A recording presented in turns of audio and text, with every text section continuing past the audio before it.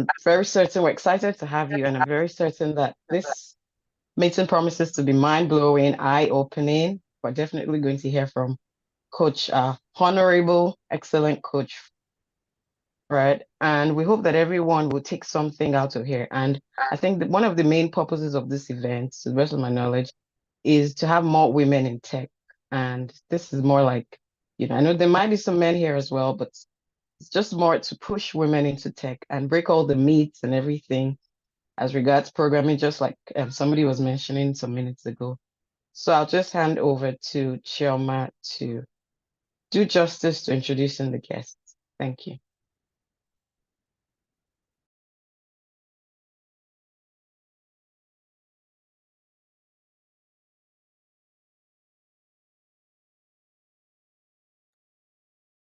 Shirley, can you hear me? I think you're muted. Can't hear what you're saying. Okay. Hi, everyone. Can you hear me now? Yes. Okay. Hi, everyone. Welcome. Can you hear me now? Can you hear me? I think you're muted. I'm still muted. Can hear you No, now. I can hear you. We can hear I'm you. hearing you. I'm hearing you very Okay. clear. Everyone, welcome. Can you hear me now? I think the video is maybe we're hearing the feedback of the video. Yeah. Feedback. Okay. I'm still muted. But I can hear you. We can hear you. Can you hear me now? Yes. Yeah. Okay. All right. So that's a lot better. And I really need to learn this tech thing, eh? I'm almost making a mess of my Zoom call. We're all in it together. We're all in this together. Welcome, ladies. Thank you so much for joining us this evening. We're very, very excited to have with us today, all the way from Northampton, I think. Let me get that information right. Please bear with me. Yes, that's correct. Okay. All right. All the way from Northampton, England. I'm almost saying London. I have we have with us Fred Ojigbani. I'm very, very excited about this session because we got feedback from this session when we had Mother's Day out in 2023, being that more women wanted to learn about tech and wanted to know how to get into that space. And we couldn't at that point in time figure out how to get more information about it, but we're grateful to have Fred in today. Tell us more about this space, why more women are needed, what it entails, what exactly is this tech business, and why are we hearing gists about plenty of money in that space? I don't know if anybody has heard that, but if you're here and you're curious about it, I'm going to go on and I'm just going to go on and introduce Fred.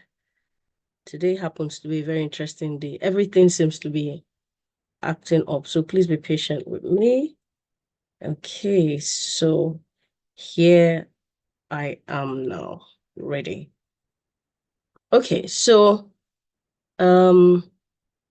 Fred is the founder and lead coach of Mainstream Careers Limited, an IT company that focuses on coaching aspiring IT professionals, regardless of their background, and supporting them throughout their transitions from newbies to IT experts. Who's excited about that?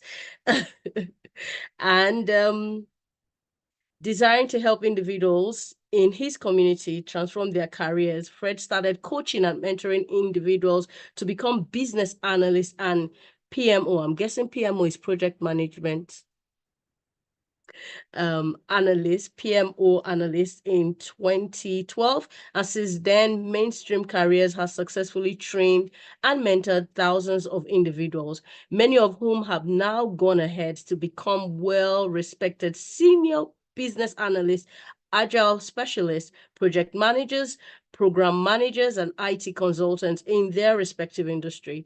Under his leadership, Mainstream Careers has grown from offering just one course in Coventry alone to now offering over a dozen highly sought-after courses globally. Fred has over 13 years experience working in various consulting positions across the energy, charity, health, and financial services sector. More specifically, Fred has consulted for FTSE 100 companies such as Barclays Bank, Lloyds Bank Group, and the Royal Bank of Scotland, and has been involved in various major programs, including EDF Energy's £2 billion smart metering program. He obtained his bachelor's degree in 2004 and then proceeded to obtain a master's in business administration, that's an MBA, from the Coventry University Business School, Coventry. He is named Business Person of the Year 2023 at the SME Business Awards, Nottinghamshire. Ladies, good evening. I'm saying good evening and welcome with me, Fred Ojigbani, our coach for today. Please give him a warm welcome. Thank you very much. Fred, over to you while I make you. That's excellent. Thank you so much, Shirley. Thank you. And good evening, ladies. Thank you, Taiwo. Thank you, Timmy, for that reaction, hand clap reaction. Really appreciate it. And everyone on the call, it's Yasmin, Cecilia, Frida, Ifi, Olubukola. Thank you so much for the opportunity to join you this evening. As I've been introduced, I'm here in the Midlands, in the United Kingdom, and it is already dark. Well, to be fair, 7 p.m. already, so but it is very dark already, which is it's not a problem. We'll crack on either way. Now, Shirley, can you confirm that I can be heard and my screen seen? Yes, that is good. Perfect. Excellent. Now, I tend not to bore people, so I've got beautiful slides prepared, but to be fair, they're just a guide. We'll turn it into a conversation. We'll spend most of the time, interacting, taking questions, sharing examples and experiences, from what I've been through over the past decade or so. Like I said, I've got an introduction slide here, but I'll skip it because Shelley's done that for me already. So thank you, and she's done very, very well with the introduction. When I hopped on the call a few minutes ago, there was a conversation around what's going on in the world of tech, what's new, what's all this news about tech, particularly women in tech. What's going on out there. You see, I think that's a very good place to start, really. That's a very good place to start, because when you look at the world we live in today, it appears as though it's driven by technology. It appears it's driven by technology. I'll tell you a story. I do tell this story quite a lot when I go to speak. I have left my home. I used to work in London, by the way, but I don't anymore since COVID. But pre-COVID, I worked in London from Northampton. I could literally go to work with just my mobile phone. With the phone, I could hop in the car, get the car started, get it to the train station, park it, get it all locked, just with a mobile phone. With the mobile phone, I purchased a train ticket, hop on the train, hop out, hop on the underground TFL, still with the mobile phone, with the Apple thing, and get into work, grab breakfast with my phone, grab lunch with my phone. When it's time to go home, I do the reverse of that. And if I need to stop by somewhere, let's say church or anywhere, I do all my spending, everything just on the mobile phone. Everything's been integrated there. That is what technology has done for us.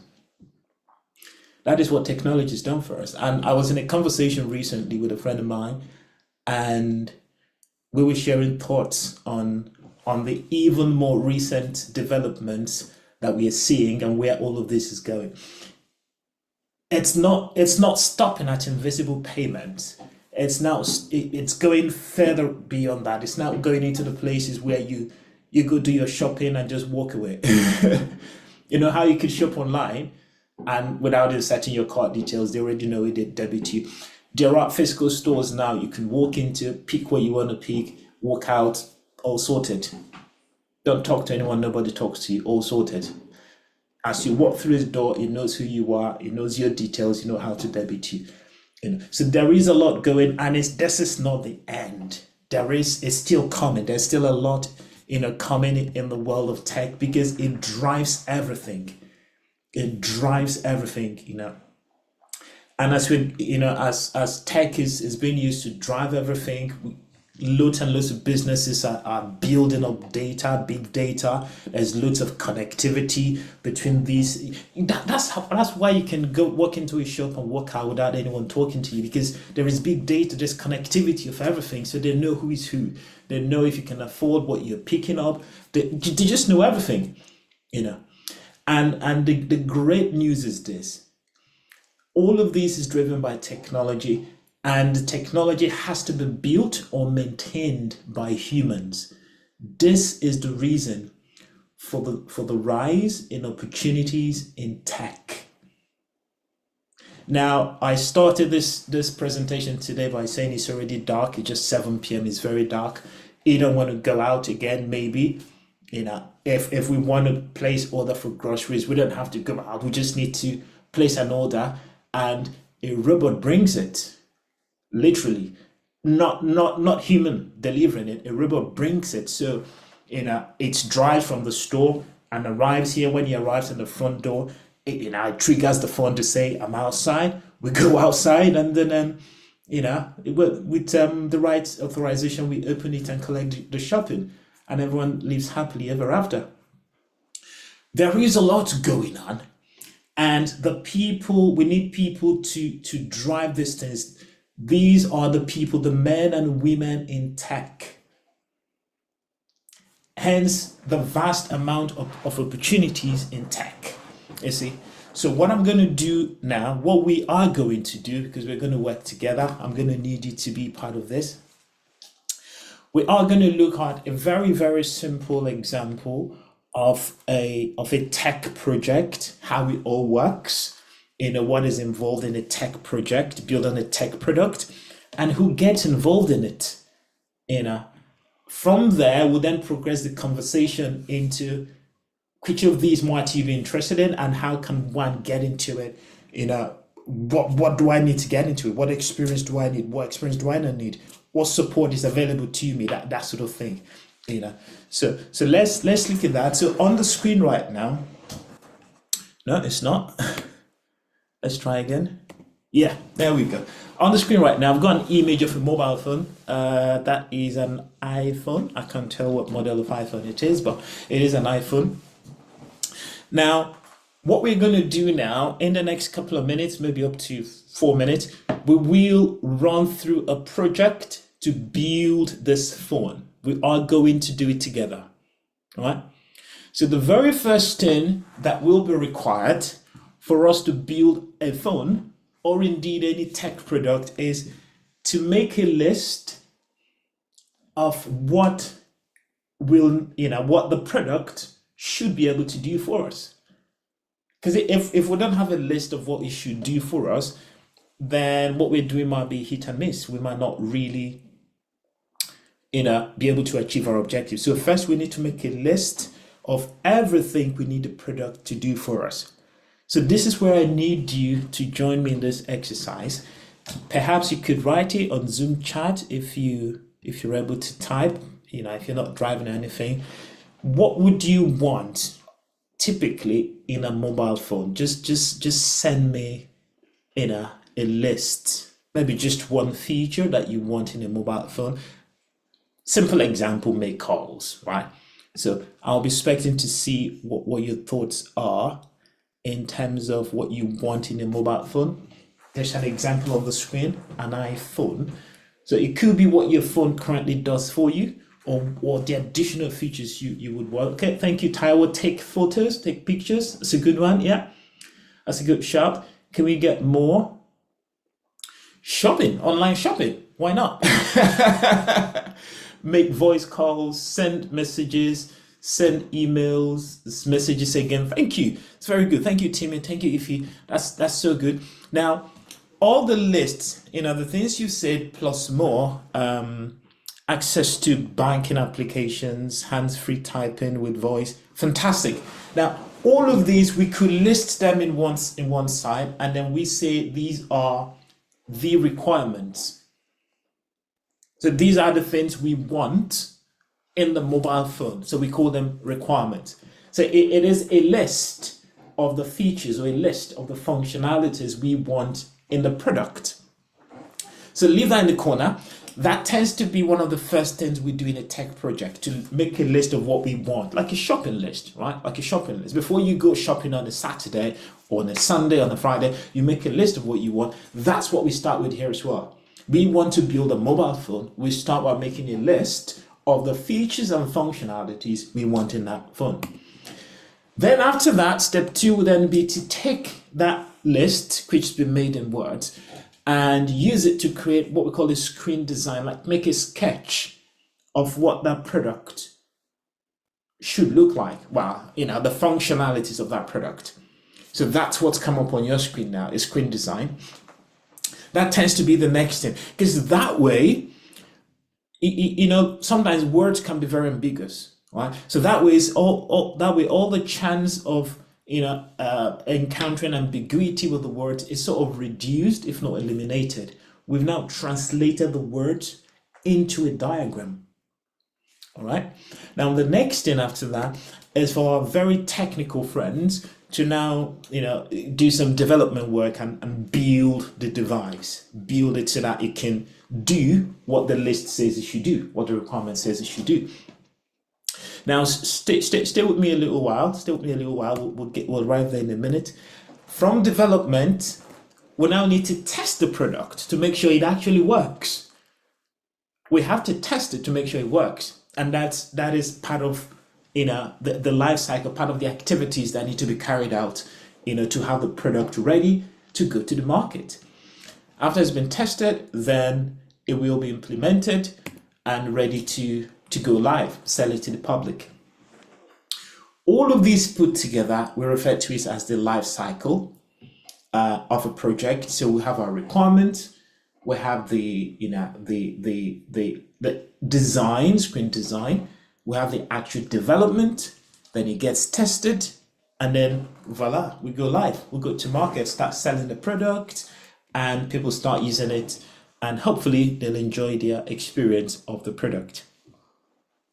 But who does what in this process we've just looked at? The very first step, which you actually helped me achieve, is typically done by a group of experts called business analysts, right? So now we're defining the roles that work in tech. We're beginning to define it now. So business analysts will typically make the list of what is required in a product. And then the UX designers will then make the screen design.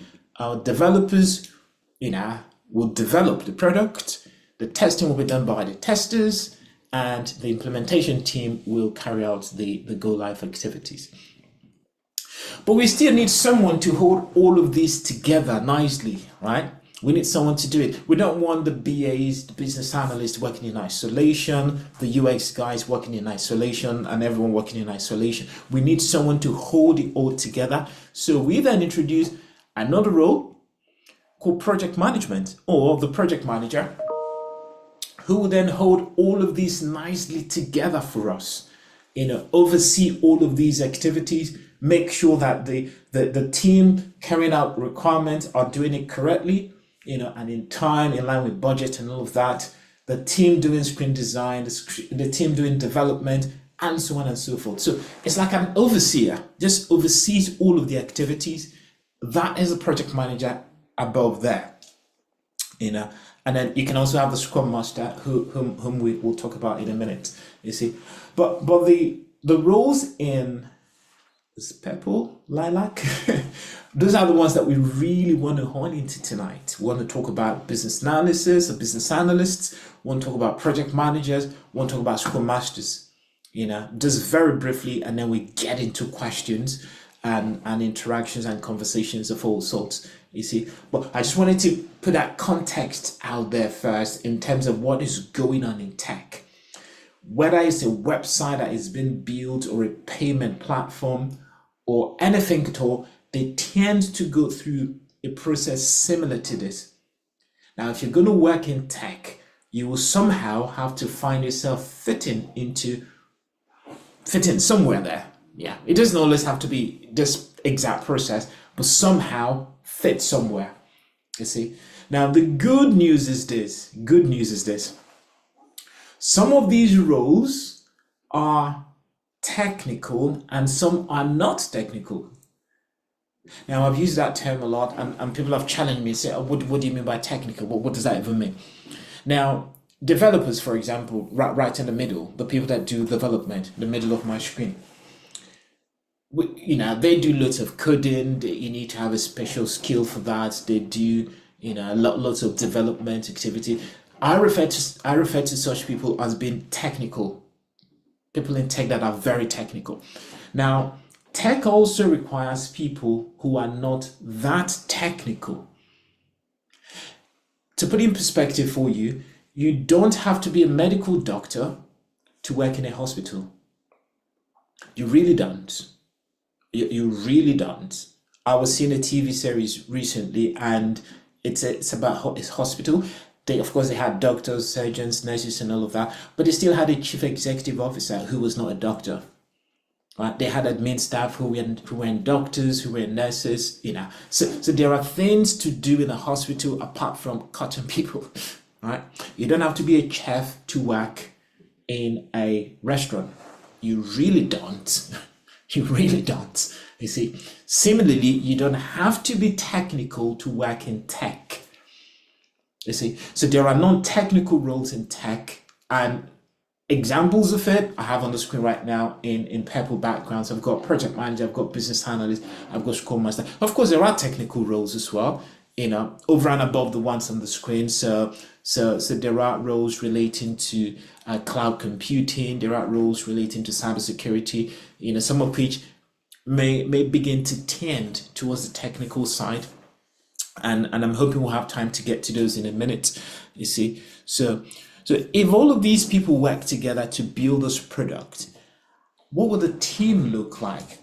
Now, the team they will form will then look something like this. You remember when I said that the project manager will oversee all of the activities? So that's what John is doing in this example, John Wayne, holding it all together, coordinating all of the activities of all these people.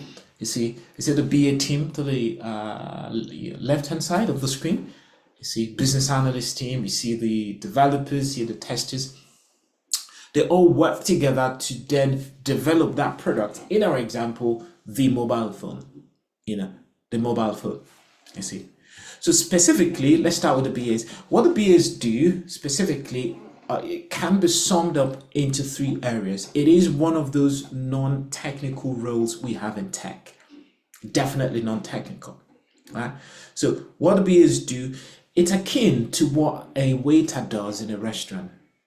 I'm not trying to play down the role of a BA. I'm just trying to use that analogy to explain how that the waiter in the restaurant is not necessarily the chef.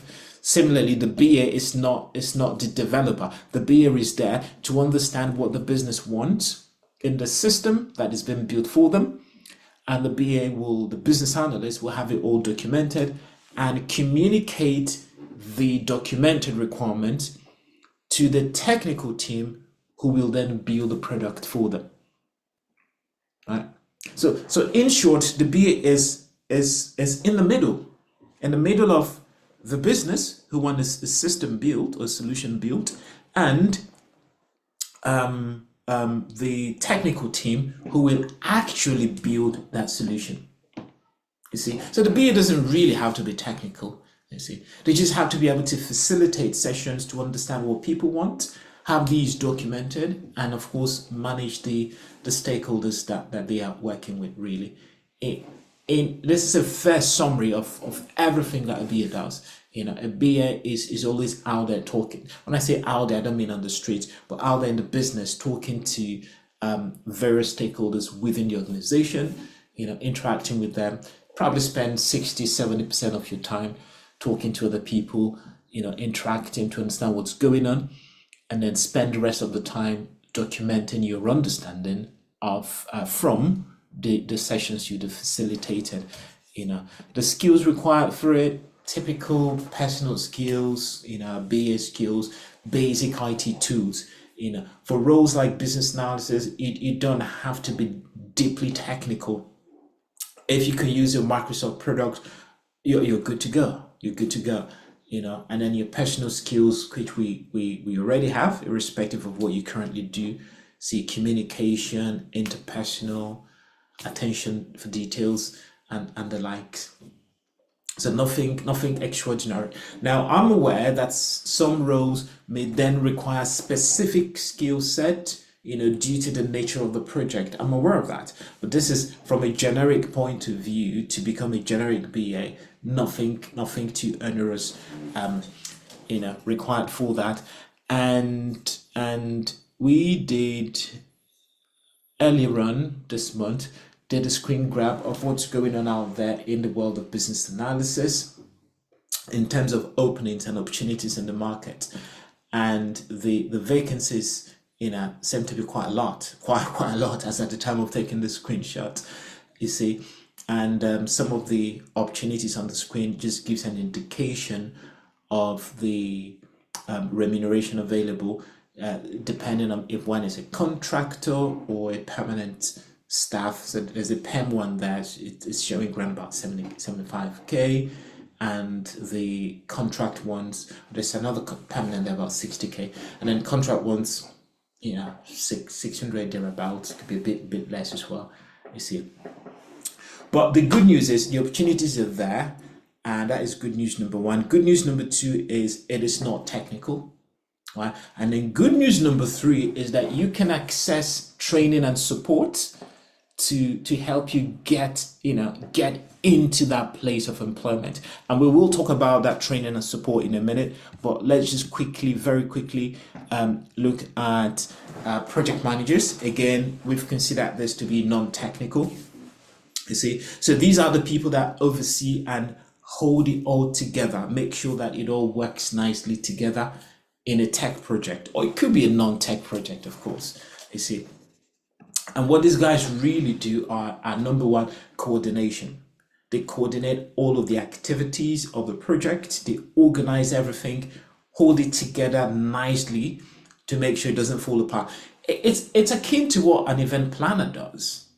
The event planner, perhaps one or two of you have that skill of event planning. That is project management. An event planner is not necessarily the one who is in charge of the meal for the day. It's not the one in charge of the drinks. It's not the one in charge of the decoration. It's not the one in charge of the invite list.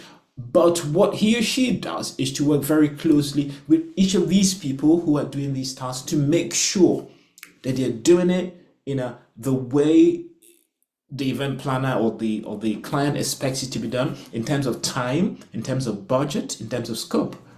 I mean, the event is only this Saturday, 2 days away, sorry.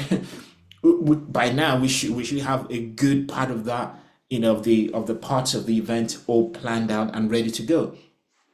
Otherwise, if by now we don't know who is preparing the meals, I think there's cause for concern.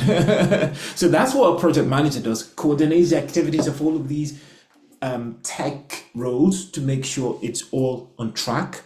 They provide governance, loads of reporting. Just like what an event planner would do. You will report to the clients to let them know that yes, food is ready. We've secured a good catering organization, and it's up to the quality you're expecting. They will be on time. We're good with that. The photographer is sorted. The videographer is sorted. You have to report to the person who is paying. That is what PMs do as well. That's what you see in number 3 on the screen. And then number 4 is all about assurance, to make sure that the quality of what comes out is as expected. Again, this is what an event planner would do. You see, that's again what an event planner would do. So we have that, and you see that it's one of those roles that prior experience in it may not necessarily be essential, because, well, let me rephrase that. The required prior experience will be something that you can demonstrate. Yeah, that's a better way of putting it. It will be something that you will be able to demonstrate. You see. So again, very similar to the BA guys, very well rewarded in terms of the roles, ranging from project support, which is pretty junior, around about £200 a day, all the way to program manager, who commands quite a bit of money. The skills, not technical, not technical. It's just coordination skills, ability to organize, ability to communicate effectively, and very minimal IT skills required as well. I see again a screenshot of the opportunities from JobServe taken recently, and there is quite a lot happening in this space, both on the permanent level, on the contract rep level as well. You see, so the market is on the lookout for professionals in the world of tech, be it technical or non-technical. There is room for whosoever wants to do something in tech. Whosoever wants to do something in tech. Now, I did mention that things like support is available, because sometimes we want to do certain things, but how do I even get started? What support is available to take me through that journey? Well, fantastic news for you. There are people that have been through the journey, myself included, and have gained quite a bit of experience, on that journey. And I've used such experience to help people that wanted to get in the past, help them to get in. That is the same support and accumulated experience that we are providing to people like yourselves, should you decide to take on any of these. You see, so I think a very good place to start with all of these will be, number one, seek some form of training. Training would just help you understand what is, what this is about, the details of it. What is a day in the life of a project manager like? What do they do? Where do I start from? What tools do I need to learn to be able to do it? You see, that sort of thing. Training, and then work experience, an opportunity to get your hands dirty. It's a huge difference between theory and practice, right? Lots of times as humans, particularly as adults, when we receive information, we actually do receive it, but we believe that we can do it until it's time to do it. If you've never done it before, you've not done it before, right? So putting what you've heard into practice is a different ball game, you see. So the second thing that I believe we should then look out for is an opportunity to get your hands dirty, like an internship, put all of these into practice, and be then confident to use that same information to seek for opportunities out there. You will need CV support. You will need, because you need a CV for this purpose. If it's a project management role you're going for, you're going to need a PM CV. If it's a BA role, you need a BA CV, and so on and so forth. Where do I apply? Where are the opportunities? How do I interview? What sort of questions should I expect? General mentorship. These are the sort of things that people need. These are the sort of support that people require to get, to transition from wherever they are right now into a chosen tech career. You see, and the good news is, for any of these that you decide to do, the team and I are able to provide such support to you. Now, I'm aware I've spoken about the non-technical ones. I will pause now to take questions, and then if there is time after the conversations, we will get into other areas that may be considered a bit more technical. For example, at the start, I overheard a lady speak about, I think it was cloud computing. You spoke about cloud engineering and all that. We may just get into such areas, but I'm very keen for us to to hear from you now. Your feedback, questions, experiences you'd like to share, whatever it is. So do feel free to come off mute and share. Or if you prefer, you can send it as a chat, and we'll read it out, and then that would then form the basis of our conversation for the next few minutes. So yeah, the floor is yours now.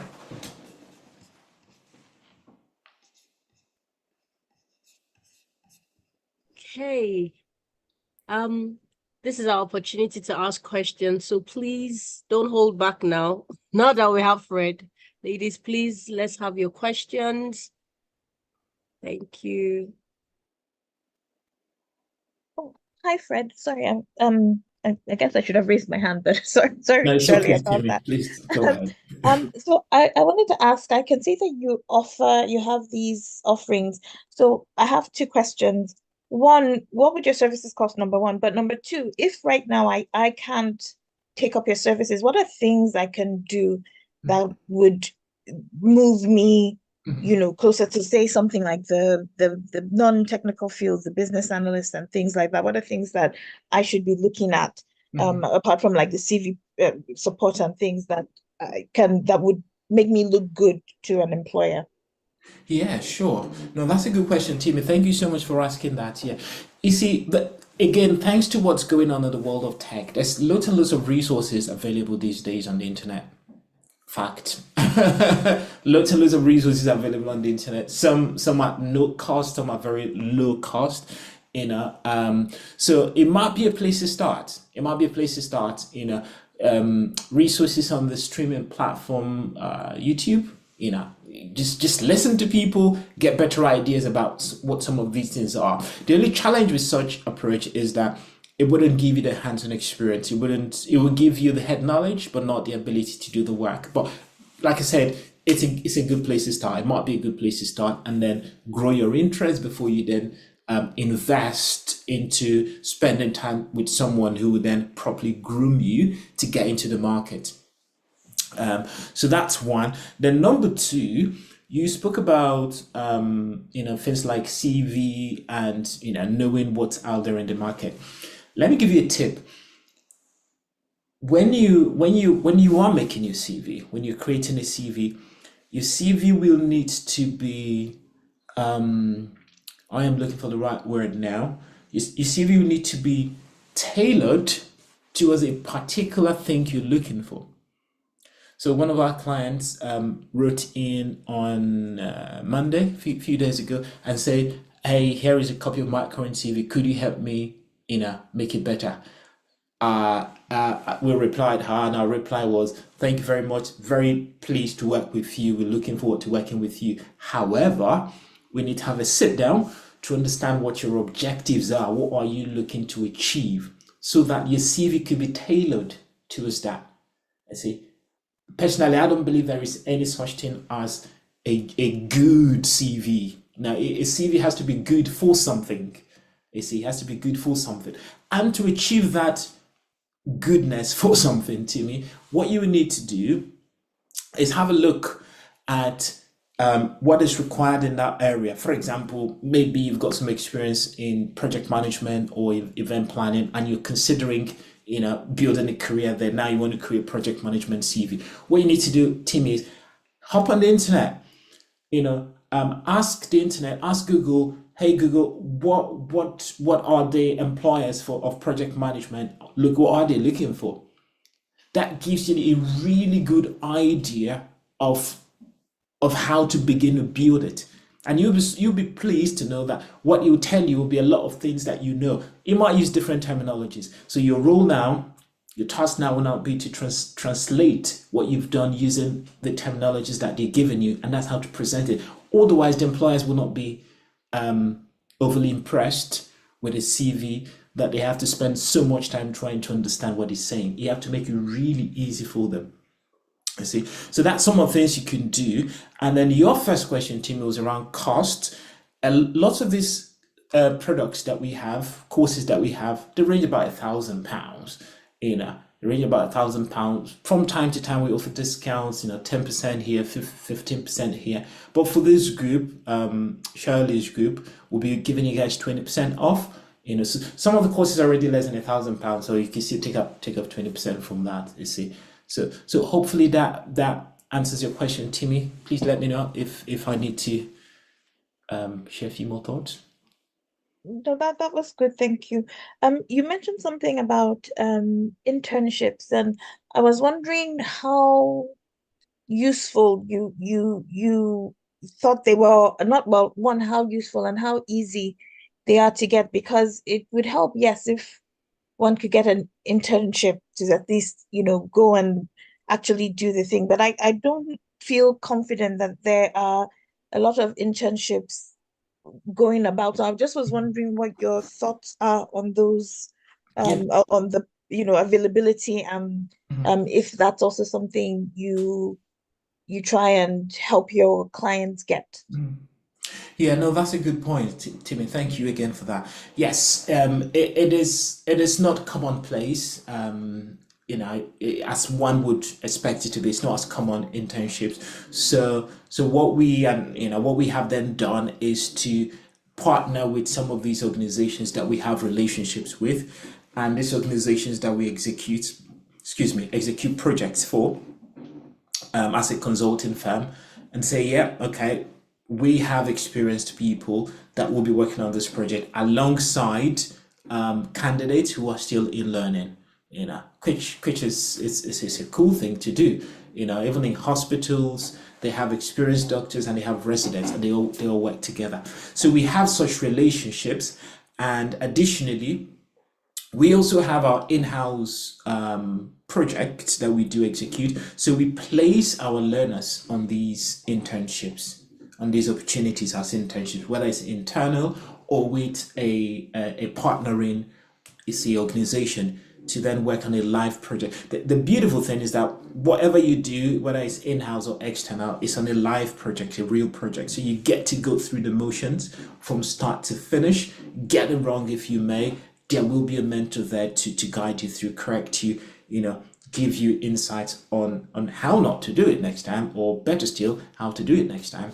You see, so such things are available with our organization.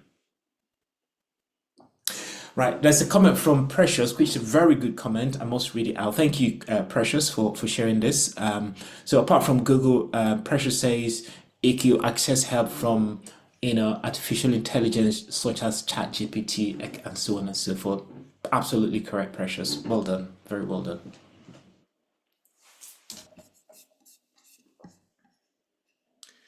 Okay, cool. So whilst you're getting ready for the next question, oh, sorry, Timmy, did you want to say something? No, I was going to ask them, but it's fine. Let's move on to the next thing, and we can come back to that later. Okay. Thank you. No, you're most welcome.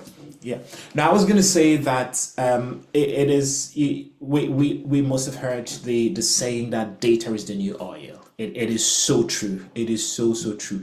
Data is the new oil. Back in the day, oil was everything. If you worked for an oil company, you were king, and that sort of thing. I mean, you still probably are king if you work for an oil company, but there's a shift. There's a shift these days towards data, tech, that sort of thing, and I can tell you how tech comes into data. When organizations have access to large volumes of data, that is a huge potential for them. Now, these large volumes of data could be potential clients, it could be behaviors of their clients or their potential clients, from which they could work out the products to build for them and sell to them, that sort of thing. You see, just so much around data. Now, because the organizations are finding out more and more how valuable data is, they are grabbing more of it. They're getting more of it. They're getting more of it. But they have to make sense of it.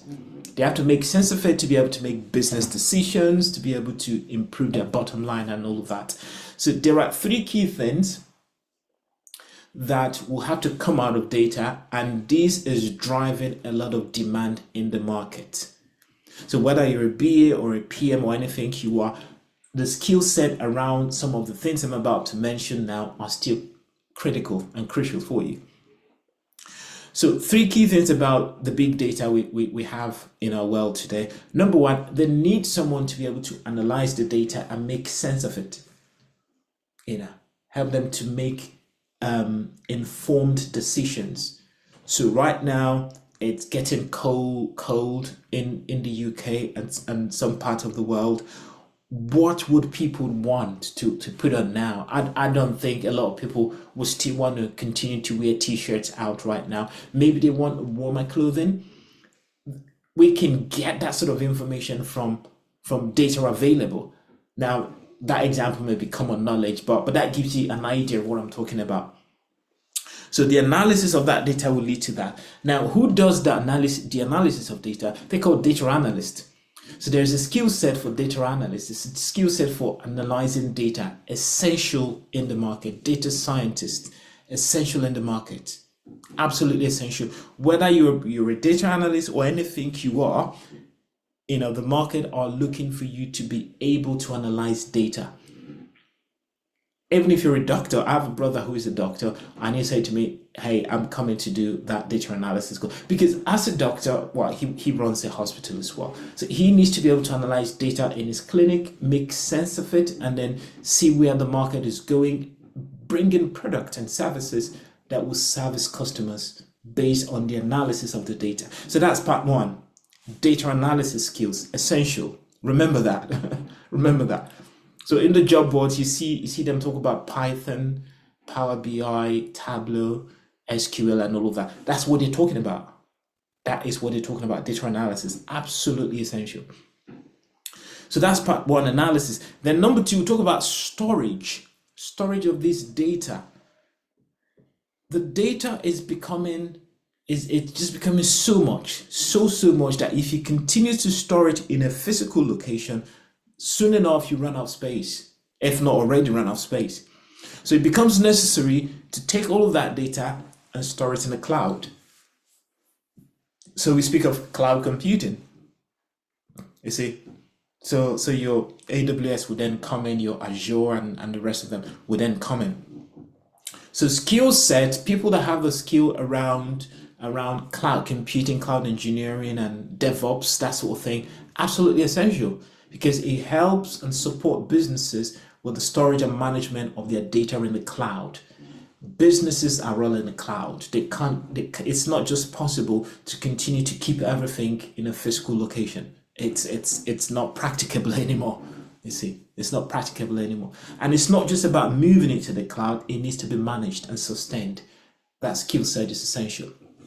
Now, I know this is now becoming a little bit technical, but some people on the call might be technical minded and it will tickle their fancy.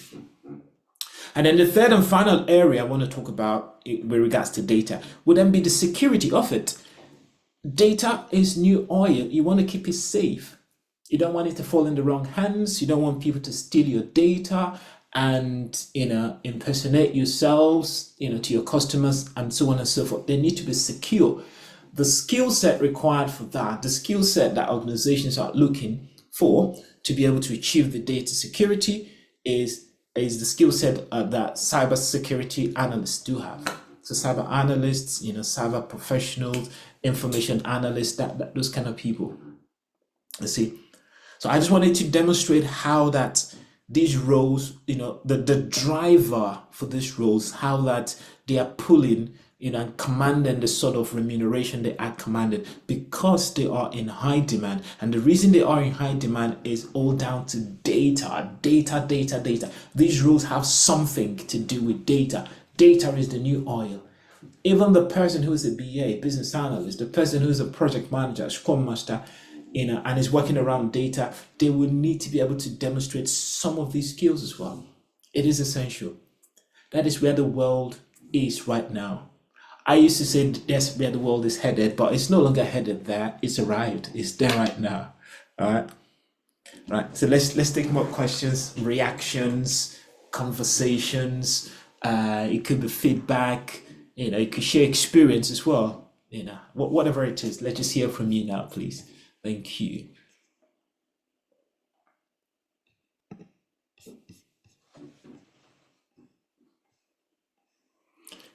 And if you prefer, you could type out your your comments as well. If you don't want to say it verbally, you could send it as a Zoom chat as well. So that would be great.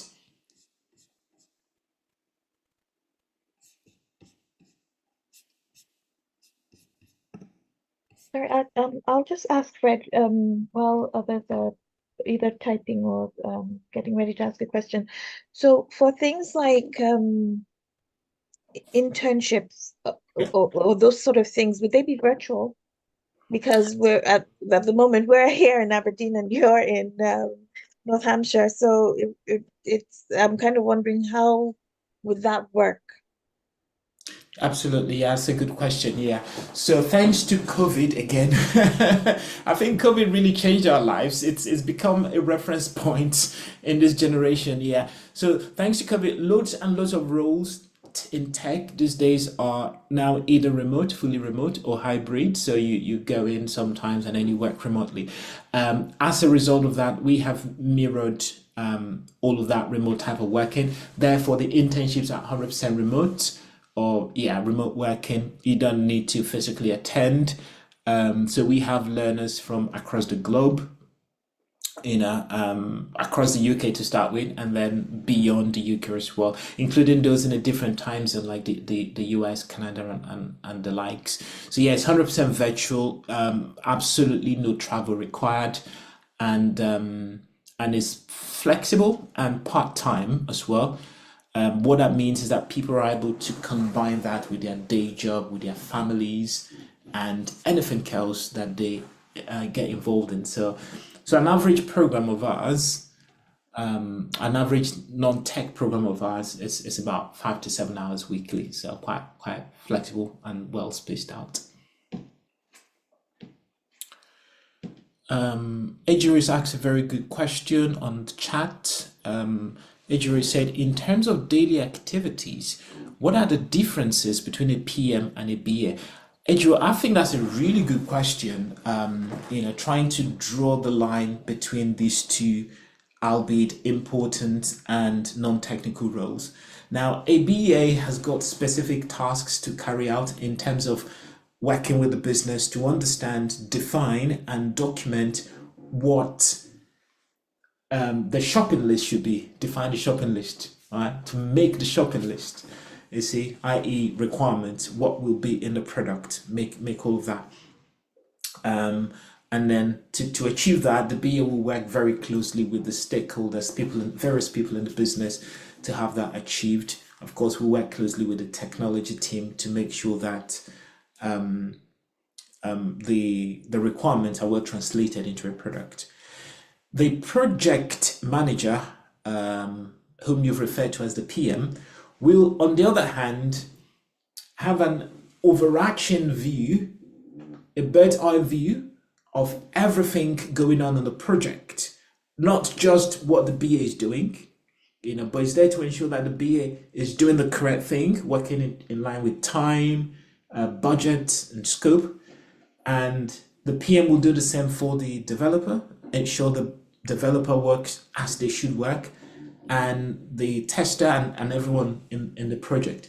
So the PM has an overarching responsibility on the timelines for the project, the budget for the project, and the scope, of course, the quality of the work that is being done. You see, think of it this way: here in the UK, we've got Prime Minister, and the Prime Minister has got ministers who are members of his cabinet. He's got a minister for transportation, he's got a minister for health, he's got a minister for education, and the rest. These individual ministers have their individual responsibilities, you see, just as a BA would. But the Prime Minister has an overarching responsibility for all of these people. He looks after them, make sure that the Minister of Transport does the correct thing, otherwise they get sacked. You see, just make sure that they do what they should do. That's the relationship between the BA and the PM. The PM, it's akin to the Prime Minister, and the BA is like one of the ministers in the cabinet. Hopefully that puts a bit of context around it for you, Ejiro. Please let me know if not, and I will put in a few more words. Right, Jasmine said, how long will it take to complete the data analysis?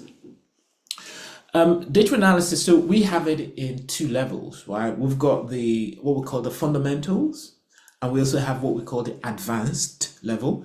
The fundamentals is 8 weeks, so that's a couple of months, and that's every evening, every weekday evening, and for 8 weeks. And the advanced level is 14 weeks, a bit longer. So the fundamentals covers things like advanced Excel, Power BI. There is the one more, it covers one more too. Then the advanced looks at SQL and Tableau. I see. So yeah. Is there a relationship between project planner and project manager? Absolutely, Ify, there is. There is a big relationship between project planner and project manager. Now, I very quickly agree there is a relationship between, because a huge part of what a project manager does is project planning. You see? So that already introduces that relationship. So if you've got a background or experience of project planning, I think you're to a great extent into project management already. You can't manage what you've not planned, you see. You can't manage what you've not planned. So they tend to work hand in gloves, project planners and project managers. So if you've got the skill set for one, you should be able to flow in nicely into the other one. So yeah, it's good. It's a good shout. Okay, perfect. Thank you for you're welcome. And right, Shirley, shall I pass it to you and see if there's any more questions you could squeeze out for this evening? Hey, all right. Thank you so much, Fred, for that. Any more questions before we let Fred go? Any more questions? We're going to do a gone countdown now. Any any more questions before I have a question, Fred? Yes. When is the next session starting? Or is it on already, or is there a session that's coming up next year? Yeah, that's a good call. Yeah, I mean there are sessions on right now, but we tend to like people to start from the beginning so they don't lose anything. Next week on Monday, the 4th of November, quite a few courses are starting again. Data analysis, notably, cloud computing is starting. Cybersecurity is starting as well. And in the course of the year, every weekend there's a new program starting. So quite a bit of information available on our website, mscareers.co.uk. But what will be useful is for members of this group to take advantage of the discounts been designed specially for you. If you like, I don't know if Shelley's open to people going through her, or if you call us, just mention that you're from this group so you can access the special discount for you. But if you're feeling generous, just do it directly on our website, and then we can take the 100%, no problem. Okay. Thank you so much for the discount. We're very, very grateful. We're looking to get a few women on board, and to that end, we were just talking with the directors that we would like to sponsor 2 women into the courses, but Right. this is going to happen based on a few questions, and if we can get everyone, those interested, to get back to me. You said the next set is starting next week. Is that what you said? Next week? Correct. There is a set starting on Monday. Correct. Yeah. On Monday. Okay. And after that, is there another set? Because Yeah. All the courses Monday start is once every month. There'll be another one starting in December, Christmas. okay. Then there's January and so on and so forth. Okay, Yeah. because we have an in person meeting on the 10th. Okay. In Aberdeen, yes. So there we would have been able to get those interested and the Yeah. courses that they would want to go for Sure. that. We're very, very grateful, Fred, for this. We want next year to really be a year where we actually have women who have reinvented themselves and found their footing in the tech space. My other question goes to you, Fred, about what's the so we now know that data analysis and project management are the non-techie tech roles. Yeah. So that means every other part is tech. The cybersecurity is tech. That's a good question. Now, cybersecurity can be further broken down into two broad areas. There is the tech side of it, and there is the non-tech side of cybersecurity as well. You see, Okay. but things like cloud computing, it's tech. It's definitely tech. Data analysis, it depends on who is looking at it. I consider it to be non-technical. It's a little bit of coding to do, to write your formulas on the tools, but overall it's not overly technical. But the ones that are definitely on the side of non-technical, business analysis is there, project management is there, Scrum Master is there, 100% non-technical. Okay. All right. And are you saying these courses are like for, how do I put it, for someone who, where most of us here are moms and we're dealing with mom brain. So for some of us who are still trying to put our brains together, are you saying that there is actually an opportunity for us to come into the spaces and learn and actually get this? Because I saw one of the daily pay for and I'm like, I can already see my handbag.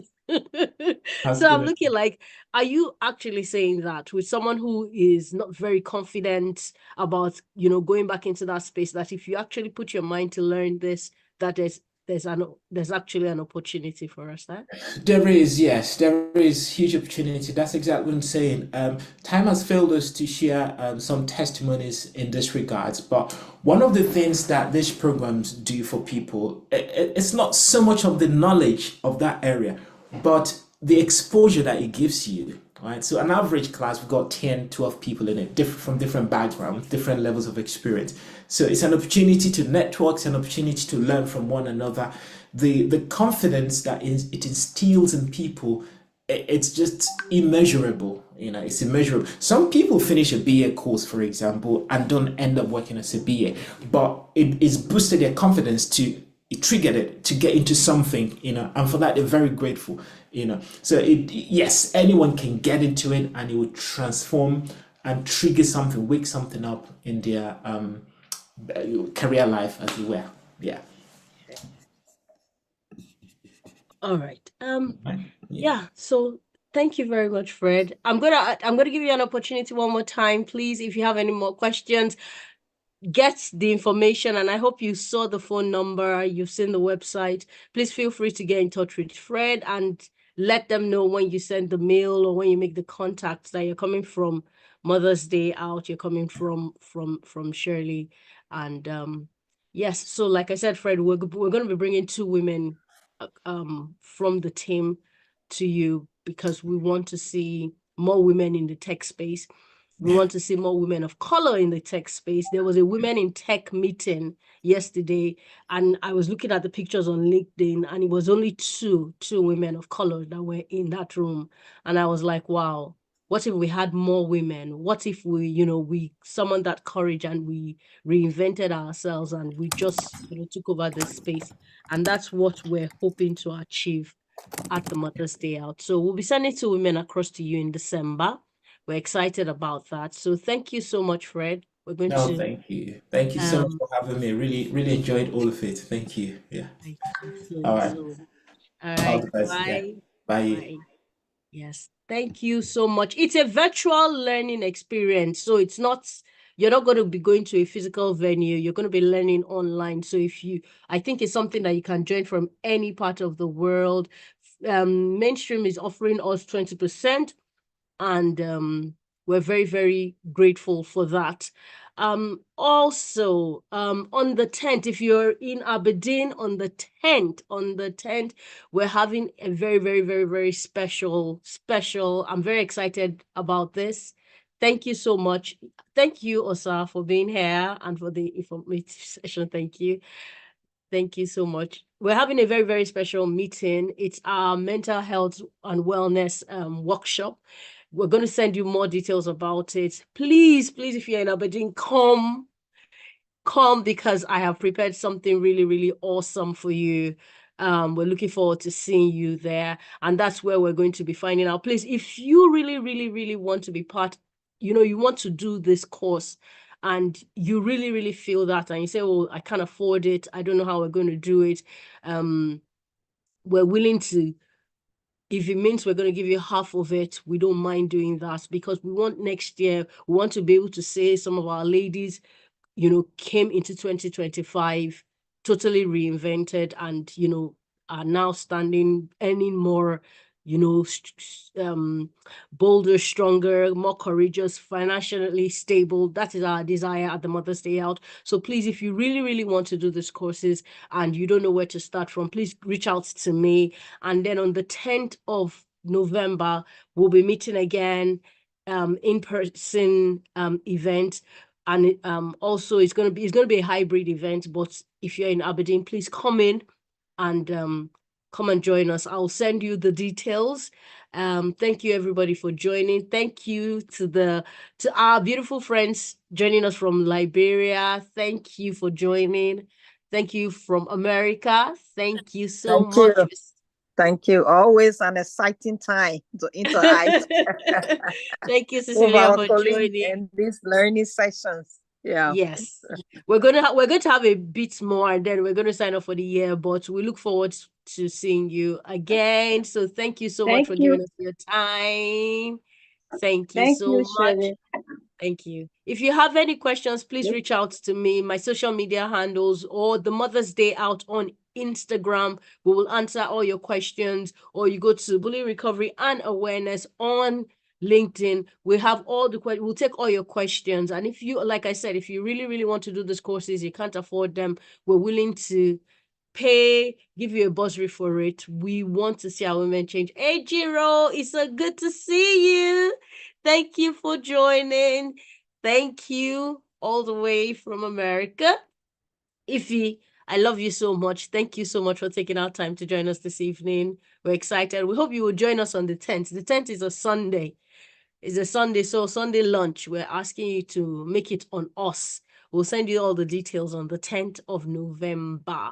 So thank you, ladies, for joining. We're so grateful. We're not making this one too long. So we'll see you soon. God bless you. Good night. Thank you. Thank you. Thank you, Lubukalar. Thank you, Precious. Thank you, Kelechi. Thank you, sir.